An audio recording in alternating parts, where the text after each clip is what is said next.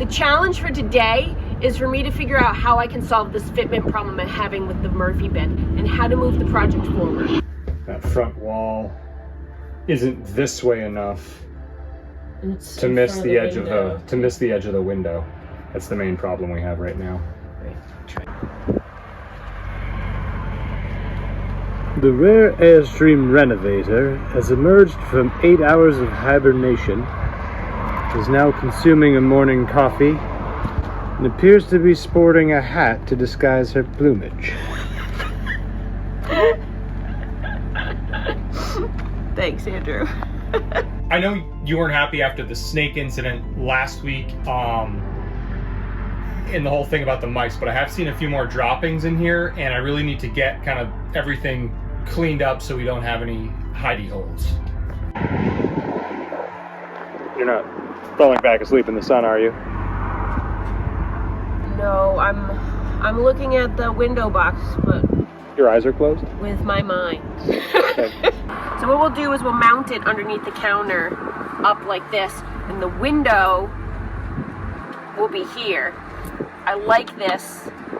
It's very simple. I want to sand it and I'd like to paint it. I think the white will reflect the light of the window up really nicely. Yeah, I think that's a good idea.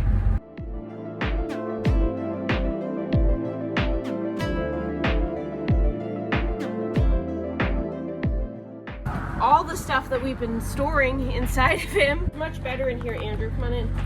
We'll get started. Ooh! I know the rodents ate your other ones.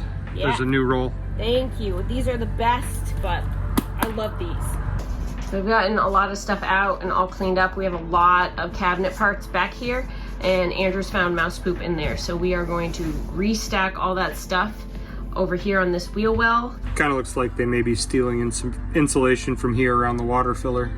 And then they're tracking it. How? Because they're tracking little pieces of pink fluff. A major component of Dreamboat's build is the Murphy bed. And the reason that progress is slow, well, we work slow anyway, but we have to get this right before we can continue the build. But fitment inside of Dreamboat with the curved walls and that kind of stuff has proven to be more of a challenge than we anticipated. There's so many things with this that I really love. I love how it has a nice solid stop. The structure is so good. I love the actuation. I love the size of it. I love the fitment. There's so many things. But here's the problem. If I can't get the fitment of the Murphy bed correct, the rest of the build will continue to be delayed. This side of the coach needs to wait until the placement of this is fully established. The kitchen is connected to the Murphy bed, the bathroom wall is connected to the kitchen, and it all daisy chains down the line. What I really don't want to do is to have to keep taking it in and out and in and out. As we add more of the components, it's getting more unwieldy and maybe a little on the heavier side for my upper body strength.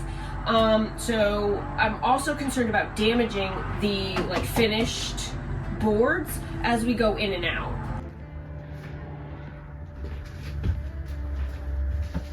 That front wall isn't this way enough to miss the edge of the window. That's the main problem we have right now. Right. And we need to figure out today what our plan is, because we've already taken this out, we've already chopped length out of it, and I just don't know what to do. Here.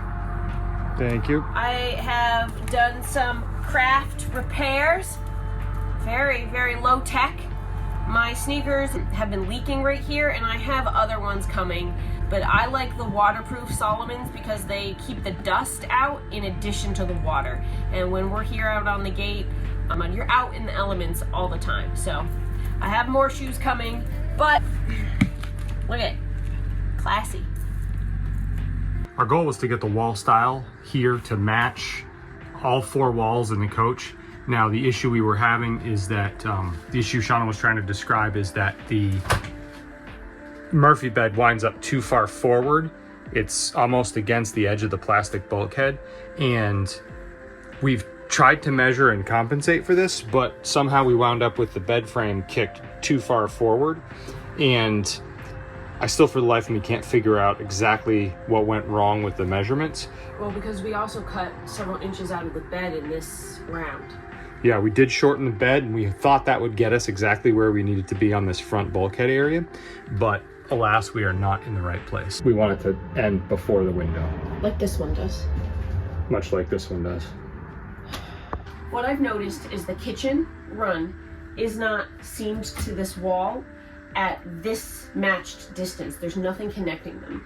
So what I'd like to do to start trying to figure out where we've erred is to have you cut another piece of 80/20 to this exact length, so we can have the back two legs from the kitchen to here at the exact same width to test and see if we're just slightly racked, so this is no longer fitting. Okay. Do we have a piece of 80/20 that's this long still? I believe we do. Yeah. All right, so let's do that before we do anything else. In terms of problem solving, the width from the outside of each hinge is 76.5 inches. And so the front rail and the back rail need to also be 76.5. This bar can't stay here, but based on the length of it, it's telling me we're about 1/8 of an inch at a square. Well, we've taken the time to run long bars in essentially the four corners, attaching this frame across to the other side frame for the bed. And after doing that and getting everything straight and square, it's clear that we need to make up about 3/4 of an inch.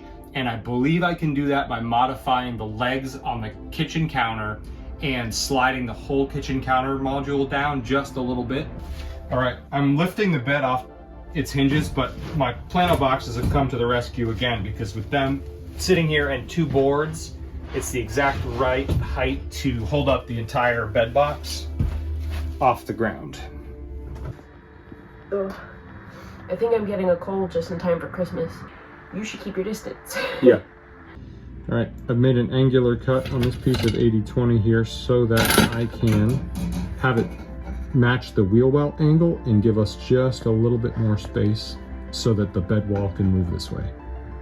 I really like working with 80/20. I'm really enjoying the project and most of the challenges that's presenting, but it is an unforgiving material, and it turns out that the real problem was we were out approximately 3/4 of an inch that we needed to shore up due to the trim boards and stuff being a different size than we had planned to use originally.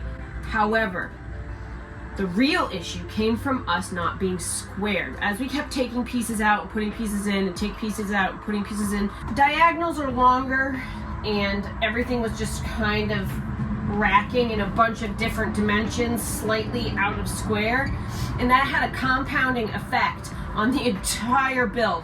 And all of a sudden my walls didn't fit where they were, and I was like, how is it possible, even after trimming out and making the bed one full set of slats smaller, how is it that we still didn't fit behind that ABS bulkhead? And it was so frustrating.